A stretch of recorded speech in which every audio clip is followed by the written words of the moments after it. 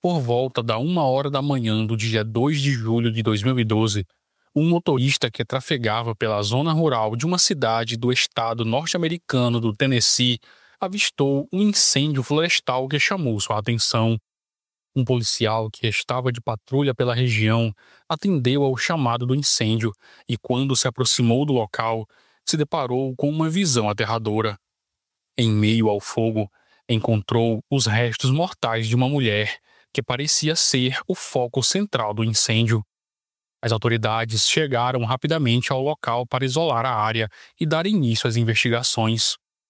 Quando as chamas finalmente foram contidas, revelou-se que a vítima era uma jovem de cerca de 20 anos, com estrelas tatuadas atrás do pescoço. Ela estava sem roupas da cintura para baixo e vestia apenas os restos queimados de uma camisa que a identificava como estudante de enfermagem. A descoberta chocante, que destruiu uma família e comoveu toda a comunidade onde a garota morava, revelou um dos crimes mais bárbaros e violentos já presenciados naquela região. Erica Megan Sharpington nasceu em 24 de outubro de 1987, na pitoresca cidade de Tullahoma, situada no condado de Coffee, no Tennessee, nos Estados Unidos. Ela foi a segunda dos 4 filhos de Kelly Haley Sharpton, que desde 2007 trabalhava como ilustradora gráfica no Complexo de Desenvolvimento de Engenharia Arnold. Embora documentos mencionem Don Cornelius Jr. como parceiro de Kelly, não há confirmação se ele era o pai biológico de Megan. A garota cresceu em meio à serenidade natural de sua cidade natal, junto com sua irmã mais velha, Caroline Taylor, e seus irmãos mais novos, Alex e Will Sharpton. Desde criança, todos a chamavam pelo segundo nome, Megan. Kelly sempre descreveu sua filha como uma jovem de espírito compassivo e solidário, mas que também era incrivelmente honesta e confiante. Megan tinha uma paixão por programas sobre casos criminais, que costumava assistir com sua melhor amiga, que relatou posteriormente que, em tom de brincadeira, Megan chegou a comentar com ela que, caso algo lhe acontecesse, a amiga deveria buscar pistas que ela deixaria para trás. Determinada a alcançar seus objetivos, Megan começou a trabalhar meio turno como garçonete no restaurante Yamato, em Tullahoma, e num asilo cuidando de idosos, onde buscava adquirir experiência para a carreira promissora que havia escolhido. Dotada de um caráter humanitário, ela encontrou na enfermagem sua verdadeira vocação e paixão, o que a levou a matricular-se no curso técnico de enfermagem da escola de Tullahoma. Na vida pessoal, ela também parecia seguir um caminho de sucesso. Em 2009, Megan iniciou um relacionamento estável com um jovem chamado Chris, que morava na mesma cidade. Em meados de 2012, após 3 anos de relacionamento, ela mudou-se para o apartamento de Chris e passaram a viver juntos. Aos 24 anos, a jovem estava em um momento maravilhoso de sua vida. Tinha uma família maravilhosa. Morava com seu namorado na área de Camélia. Estava há poucos meses de se formar e buscava um emprego promissor. Mesmo trabalhando em 2 empregos e estudando enfermagem, Megan sempre encontrava tempo para entrar em contato com sua família. Todos os dias, ela ligava para sua mãe, com quem conversava sobre seu dia a dia e planos para o futuro. As duas tinham uma relação muito próxima e Kelly tinha muito orgulho da filha. No dia 1º de julho de 2012, Megan planejava jantar com sua família. No entanto, horas após confirmarem os planos, ela ligou para sua mãe explicando que havia sido chamada para uma entrevista de emprego de última hora e que se atrasaria um pouco para o jantar. Supostamente, Megan se encontraria com um contato que precisava de uma cuidadora para um idoso. Naquele momento, a família não se preocupou, pois sabia que ela estava disposta a adquirir o máximo de experiência possível para sua futura profissão. Contudo, ninguém imaginava que aquela seria a última vez que a família teria notícias de Megan com vida. Nas primeiras horas do dia 2 de julho de 2012, por volta da 1 da manhã, um motorista avistou um incêndio florestal que chamou sua atenção. O fogo ocorria nas proximidades da ponte que atravessa o lago Kingsford, no condado de Franklin, uma região rural de Winchester, a cerca de 234 quilômetros da cidade natal de Megan. Um policial que estava de patrulha pela região atendeu ao chamado do incêndio e, quando se aproximou do local, se deparou com uma visão aterradora. Em meio ao fogo, encontrou os restos mortais de uma mulher que parecia ser o foco do incêndio. Ninguém poderia imaginar que uma área tão tranquila, onde as maiores ocorrências eram incêndios florestais ocasionais, havia se transformado no cenário de algo tão bárbaro. As autoridades chegaram rapidamente ao local para isolar a área e dar início às investigações. Quando as chamas foram finalmente contidas, revelou-se que a vítima era uma jovem de cerca de 20 anos, com estrelas tatuadas atrás do pescoço. Ela estava sem roupas da cintura para baixo e vestia apenas os restos queimados de uma camisa que a identificava como estudante de enfermagem. Os policiais notaram que o fogo parecia ter se concentrado na região pélvica e era evidente, a olho nu, que a jovem havia sido espancada e agredida sexualmente antes de ser queimada. Para o detetive George Dyer, do gabinete do xerife do condado de Franklin, aquela era uma cena digna de um filme de terror e não da vida real. O trauma na cabeça da vítima era tão severo que era possível sentir os ossos do crânio quebrados, levando a polícia a acreditar inicialmente que um golpe contundente havia sido a causa da morte. Com o passar das horas, a vítima foi identificada como Megan Sharpton, de 24 anos, estudante de enfermagem da Escola Técnica de Tullahoma. Rapidamente, as autoridades emitiram um alerta para localizar o carro da jovem, que poderia estar relacionado ao crime. Naquele mesmo dia, o Ford Mustang vermelho 1995 de Megan foi encontrado na rodovia 3, próximo ao cruzamento da ponte, muito perto da rodovia 64 e da cidade de Normand, a apenas 32 quilômetros de onde seu corpo carbonizado havia sido descoberto. Nas primeiras horas da investigação, após a remoção do cadáver e a localização do veículo, os investigadores concluíram que Megan provavelmente havia sido assassinada em outro local e que seu corpo foi levado até aquela área isolada onde foi brutalmente queimado. As primeiras declarações do gabinete do xerife foram dadas pelo sargento detetive Chris Gass, que revelou à imprensa que, embora não pudessem afirmar com absoluta certeza, havia fortes indícios de que Megan havia sido atacada em um local diferente de onde seu corpo foi descoberto. Ele mencionou que a equipe de investigação havia tentado determinar se o carro da vítima havia sido usado durante o crime, mas não fez comentários sobre a última pessoa que poderia ter visto Megan com vida. O detetive destacou que estavam analisando várias pistas, entrevistando testemunhas e aguardando os resultados da perícia, tanto no corpo da jovem enfermeira quanto em seu veículo. Na sexta-feira, 6 de julho, familiares e amigos se reuniram para o funeral de Megan, onde a dor da perda foi visível em cada rosto. Kelly, a mãe da jovem, emocionou a todos ao afirmar que o mundo havia perdido sua estrela mais brilhante. Ela falou com carinho sobre o amor profundo que Megan despertava em sua família, amigos e na comunidade, expressando gratidão pelo tempo e pelas experiências que pôde compartilhar com sua filha antes de sua trágica e prematura partida. Enquanto os investigadores aguardavam os resultados dos exames forenses, dedicaram inúmeras horas para seguir as pistas do caso. A primeira pista relevante veio do depoimento de Caroline, que expressou suas suspeitas sobre Chris, o namorado de sua irmã mais nova, com quem ela tinha um relacionamento de 3 anos até o momento de sua morte. Diante disso, a polícia concentrou sua atenção em Chris.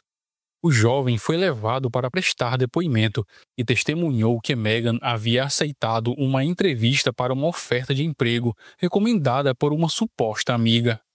Chris trabalhava em uma loja de departamentos e no dia do crime alegou estar em serviço das 17 horas até a meia-noite. Ele afirmou que antes de sair de casa naquele dia, Megan avisou que voltaria para casa um pouco mais tarde. No início, ele descreveu o relacionamento como bom, Mas essa versão foi desmentida por Caroline, que revelou que o casal enfrentava vários altos e baixos. Pressionado pelos policiais, Chris admitiu que a relação com sua namorada havia se tornado tensa nas últimas semanas, mas negou qualquer envolvimento no ocorrido. Mesmo sem descartar o namorado como suspeito, os detetives resolveram investigar essa oferta de emprego mencionada por Megan na noite anterior ao crime. Segundo Chris, a indicação veio de uma ex-colega de classe de enfermagem chamada Naomi. Através dos registros da escola técnica, os investigadores localizaram Naomi Jones, a suposta responsável pela indicação. Ao ser interrogada, Naomi confirmou que conhecia Megan, tendo estudado com ela no ano anterior, mas afirmou que não eram próximas e que não havia nenhum motivo para cometer um crime contra ela. Naomi também negou ter recomendado Megan para qualquer vaga de emprego, enfatizando que nunca pensaria nela como uma possível candidata a uma vaga de emprego, já que elas não eram muito próximas. Na terça-feira, 10 de julho, os resultados da autópsia confirmaram que Megan sofreu um traumatismo craniano, mas os investigadores não revelaram mais detalhes sobre a causa de sua morte. Eles continuaram as entrevistas com os suspeitos e até aquele momento nenhuma prisão havia sido realizada. No entanto, em um relatório pericial posterior, foi revelado um detalhe chocante. Megan tinha um ferimento de bala no rosto, que foi a causa definitiva de sua morte. Determinou-se que o crime aconteceu antes da meia-noite e que a jovem foi agredida sexualmente antes de ser levada ao local onde seu corpo foi parcialmente incinerado. Outro detalhe aterrador foi a descoberta de que Megan tinha fumaça nos pulmões, indicando que ela ainda estava viva quando foi incendiada. Foi jogado um líquido inflamável em sua virilha, tornando a cena ainda mais brutal. Vestígios de sêmen foram encontrados no corpo de Megan e amostras de DNA foram coletadas na cena do crime e enviadas para análise. A esperança de identificar o culpado por meio dessas evidências crescia entre os investigadores. Com a hora da morte oficialmente estabelecida, os detetives descartaram Chris como suspeito, após confirmarem através de imagens de segurança que ele estava realmente trabalhando no depósito da loja quando Megan foi atacada. Em 24 de julho, sem pistas concretas sobre o agressor, a base aérea de Arnold, onde Kelly, a mãe de Megan, trabalhava, criou um fundo de recompensa. O objetivo era incentivar qualquer pessoa com informações que levassem à prisão do responsável ou responsáveis pelo crime a se apresentar na delegacia. A quantia oferecida era significativa, refletindo o desejo desesperado de justiça da família e da comunidade.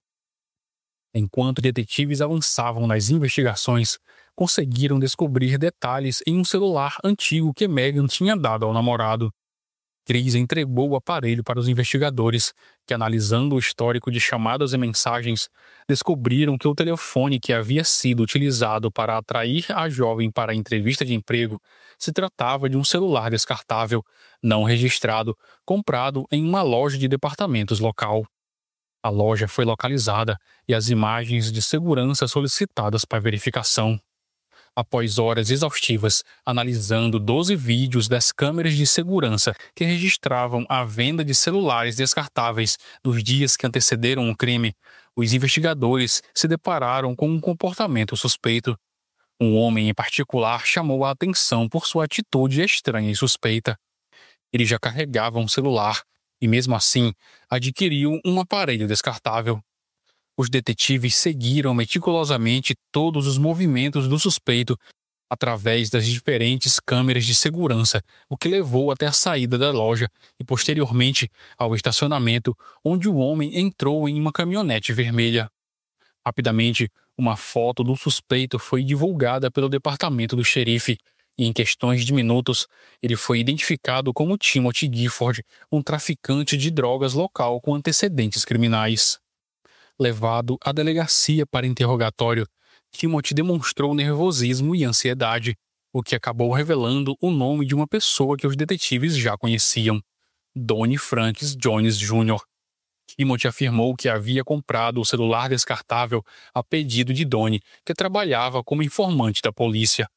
Donnie, um homem de 37 anos, residia em Tullahoma, onde sua família possuía várias fazendas. Ele tinha uma extensa ficha criminal, incluindo crimes relacionados a roubo, drogas e até uma acusação de agressão sexual no passado.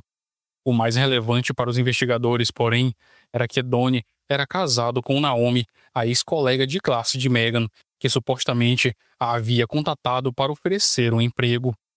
Imediatamente, Donnie se tornou uma pessoa de interesse na investigação e foi levado ao gabinete do xerife para interrogatório. Inicialmente, ele negou qualquer envolvimento no caso. Em sua versão, ele admitiu conhecer Megan, mas disse que só havia falado com ela no dia que a levou, junto com sua esposa, para a escola de enfermagem. Usando uma linguagem chula, ele alegou que esteve com seus filhos o tempo todo e negou ter recebido o telefone descartável de Timothy. Sem mais pistas, os investigadores decidiram solicitar uma análise dos dados de geolocalização dos celulares de Donnie, Timothy e Megan, bem como do aparelho descartável. Enquanto aguardavam os resultados, que poderiam levar semanas, eles examinaram o carro de Donnie. Para a satisfação dos detetives, encontraram no porta-malas do veículo armas e munições, o que lhes permitiu prender o homem por posse ilegal de arma de fogo, já que ele era um criminoso condenado. A fiança foi fixada em $1.000, o que deu tempo suficiente para mantê-lo sob custódia, já que ele era considerado altamente perigoso. Quando o relatório sobre o GPS dos telefones finalmente chegou, os resultados foram reveladores. O celular descartável tinha a mesma frequência de movimentos que o celular pessoal de Donnie. Os dados mostravam que ele havia sido usado para contatar Megan, e a comunicação cessou no mesmo local onde o Ford Mustang vermelho da vítima foi encontrado. Além disso, o GPS vinculava o telefone de Donnie e de Megan ao mesmo local onde os investigadores acreditavam que ela havia sido atacada, e finalmente ao local onde seu corpo foi encontrado em chamas. Embora houvessem evidências que ligavam Donnie ao crime, elas não eram suficientemente contundentes para garantir uma condenação.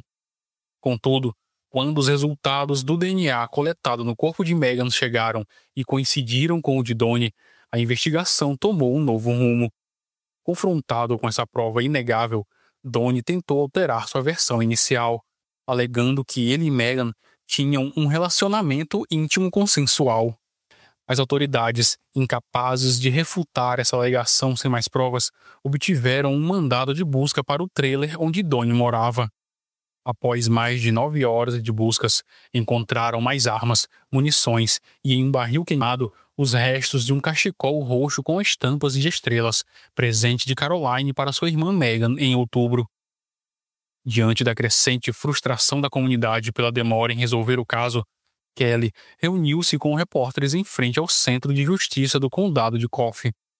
Ela reconheceu a frustração e a raiva da comunidade, mas expressou sua confiança de que o caso estava sendo conduzido de forma adequada pelas autoridades. Kelly tinha uma visão diferente em relação ao impacto do caso na comunidade de Tullahoma. Enquanto os moradores estavam chocados, ela expressava uma profunda gratidão ao xerife do condado de Franklin, Tim Fuller, e ao investigador Todd Ammond. Esses dois se tornaram pilares de apoio para ela e sua família durante aquele momento difícil. Ela deixou claro que, embora pudesse parecer estranho para alguns, não era sua responsabilidade fazer justiça. Não pretendia passar a vida remoendo o que deveria acontecer com o suspeito, pois acreditava que nada compensaria a perda irreparável que havia sofrido. Para Kelly, a satisfação viria quando a comunidade estivesse segura, com um homem perigoso que causou tanto sofrimento atrás das grades. Ela buscava paz e acreditava que encontraria quando o caso fosse finalmente resolvido. Kelly mencionou que as autoridades reuniram uma vasta quantidade de evidências, tanto circunstanciais quanto diretas, contra uma pessoa de interesse no caso. Havia uma forte crença de que o suspeito, envolvido no crime brutal, não agiu sozinho. Agora, a família de Megan aguardava o momento em que o promotor distrital, Mike Taylor, apresentasse oficialmente as acusações.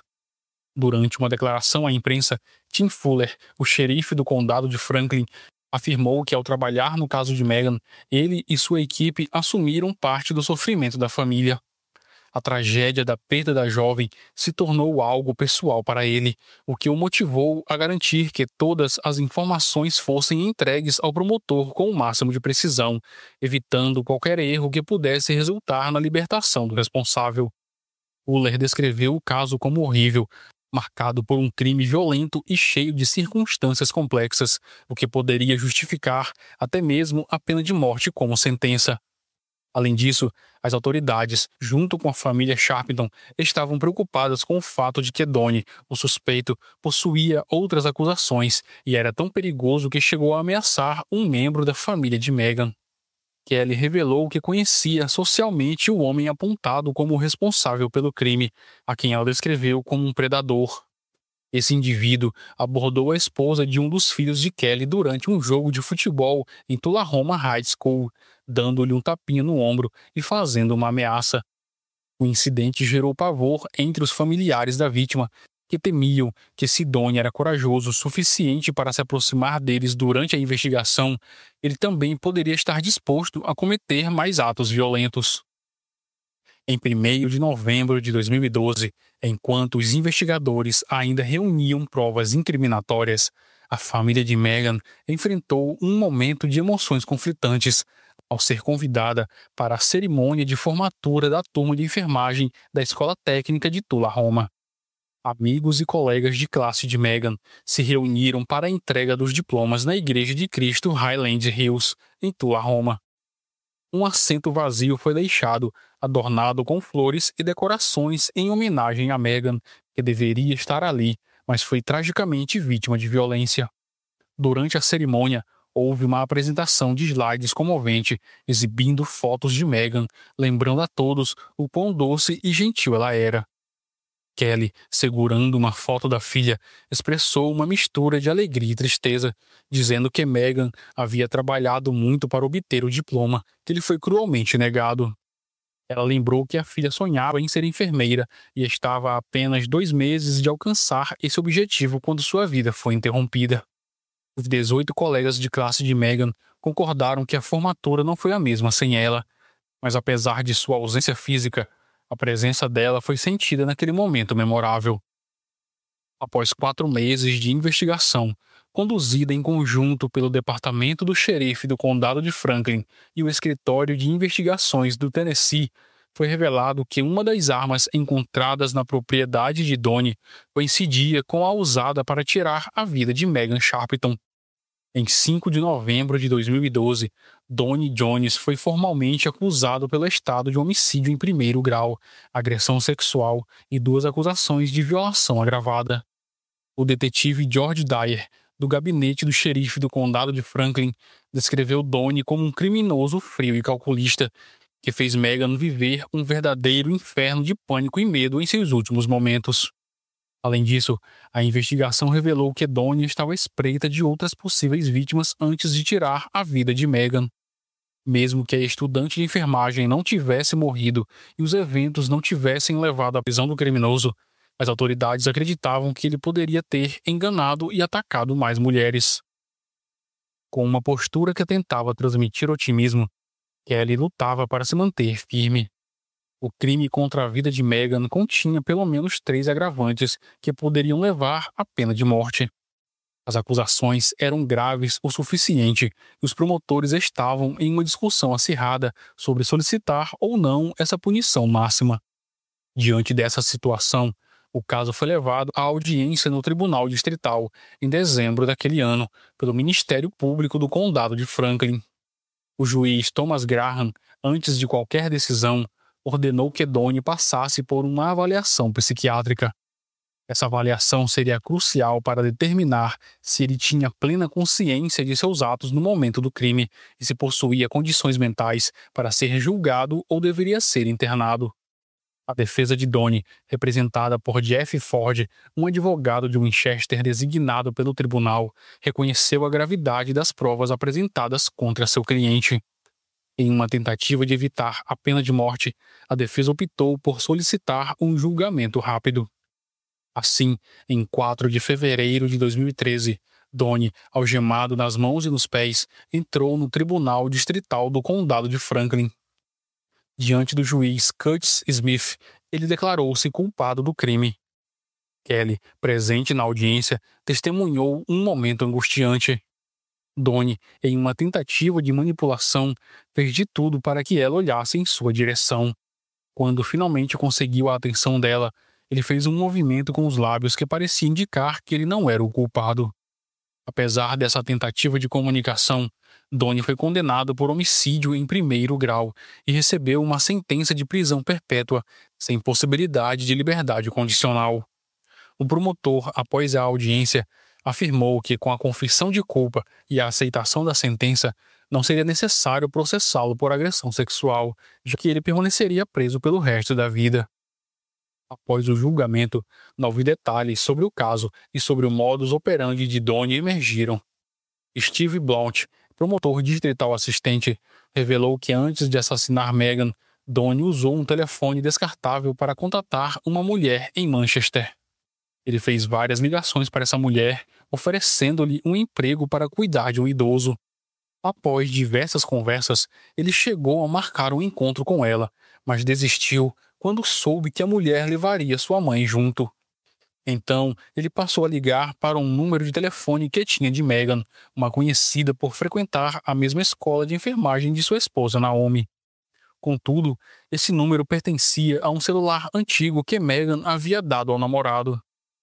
Depois de várias tentativas, Donnie conseguiu falar diretamente com ela, que ficou entusiasmada com a oferta de emprego que ele lhe fez.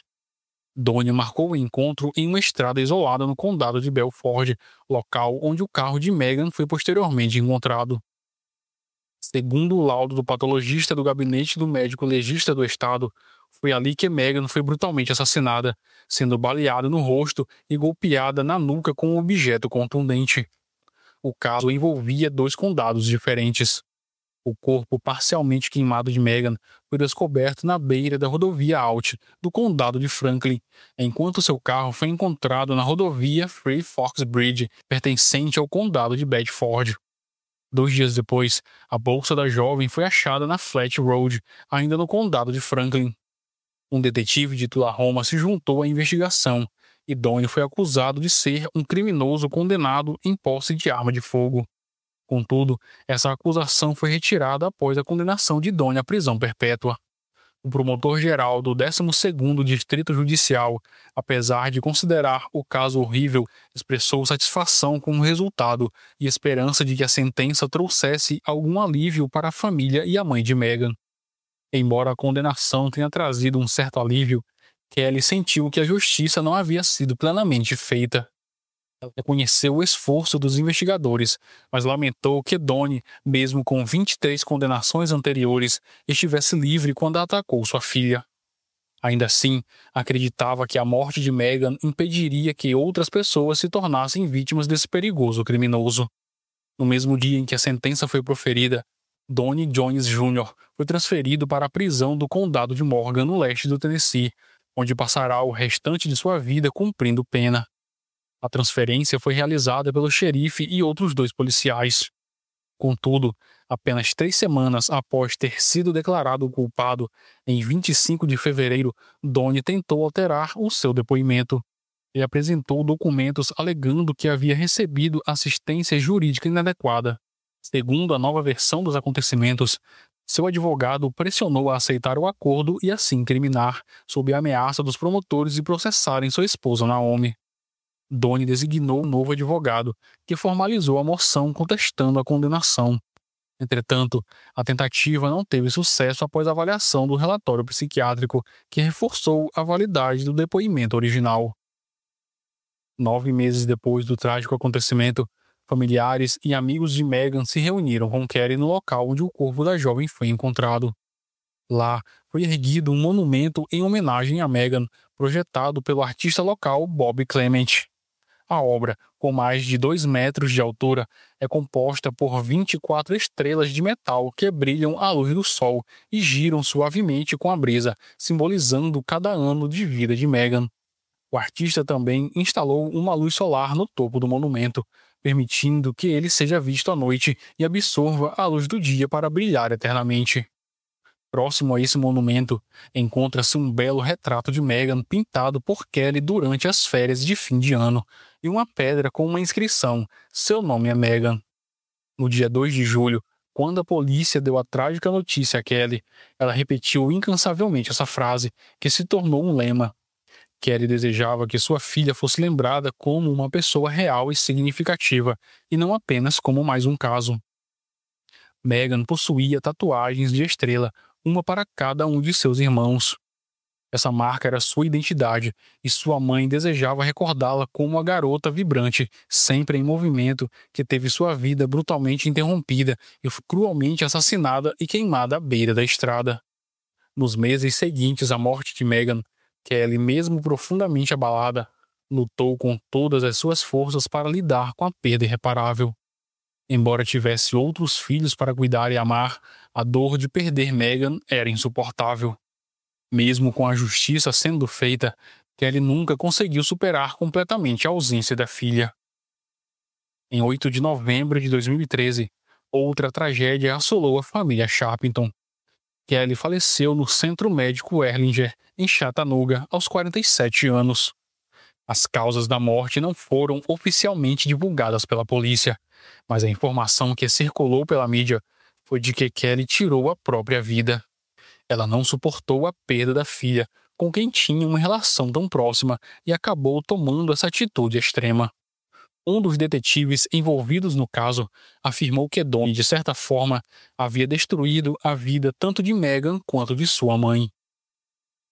No ano seguinte, em 6 de novembro de 2014, o juiz Curtis Smith, do Tribunal Distrital, analisou e acatou uma nova moção apresentada por Donnie, mais uma vez relacionada à confissão de culpa. Contudo, a sentença original foi mantida e, desde então, Donnie permanece encarcerado no Complexo Industrial de Tannen Center, uma prisão estadual localizada no condado de Hickman, sudoeste de Nashville, onde cumprirá sua pena perpétua. A última atualização sobre o caso ocorreu em fevereiro de 2019, 7 anos após o brutal assassinato de Meghan Sharpton. Naomi, a esposa de Donnie, entrou com um pedido de divórcio. Donnie solicitou ao tribunal de primeira instância que lhe permitisse participar do processo por videoconferência. No entanto, seu pedido foi ignorado e a audiência foi realizada sem sua presença, resultando na dissolução do casamento.